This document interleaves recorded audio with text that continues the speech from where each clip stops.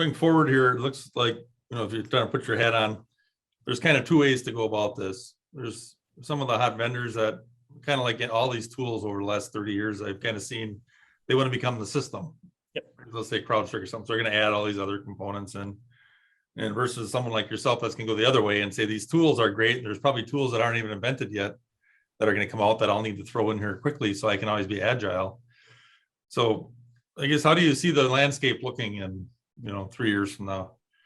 I think it's a great question. I think that what is likely to happen, and my crystal ball is as foggy as everybody else's, but like I think that you're going to see the big vendors, the big players, as they're looking for continuing expansion of their market share, to add blades onto their architecture. So I mean, like this goes all the way back. I mean, you can back up 10 years ago to like Checkpoint and their blade architecture, and they're adding stuff to that UTM box, Right. And they'll add functions, and if you're in a situation where that like form factor makes sense, and by form factor I don't just mean like the hardware, but I mean like you buy an EDR and that's really going to be the centerpiece of your security suite. I think that could make sense for folks.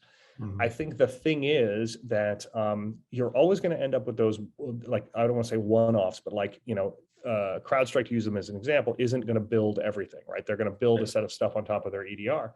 And so you're going to end up with 4 or 5 other technologies. And so the question you got to ask yourself is like, where do I put my energies, right? Mhm. Many of our customers are looking at things like, I'm going to centralize around Microsoft because I can train my team on one thing, right? I can train them on the Microsoft stack, right? CrowdStrike, if they built out the full EDR suite, you might be able to train your whole team on CrowdStrike. I think the thing that will drive the choices that people make will be much more on how available talent is, right? And how hard it is to get that talent trained up. So like, I think a lot of people will end up saying, look, I only can afford 2 people, and those 2 people I can't have messing around with any tech because they got to worry about third-party risk and audit and everything else.